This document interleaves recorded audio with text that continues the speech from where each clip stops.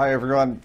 One of the number one requests we get when we're being asked to undertake investigations is to provide clients with an estimation of how long an investigation can take. It has to be a really challenging question for us to answer. Part of me says, yes we can. The other part of me says, no we can't. And I'll quickly explain.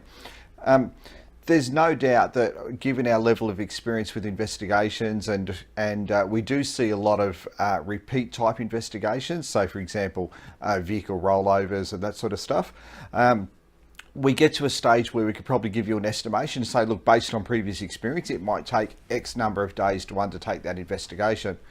But then I also get a little bit concerned that if we start to give estimations, then there's expectations from people that that's how long it's going to take, and it can it can probably restrict the investigation and how it proceeds, because people become more focused on the time frame.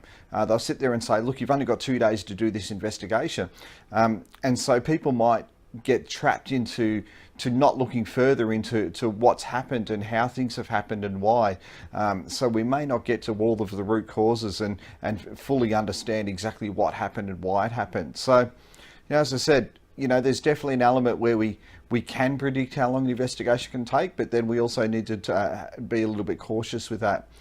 The other caution I also give clients when we talk about timeframes is obviously a lot of that is dependent on them and getting access to the right people, access to documentation, and access to the resources that we need for the investigation.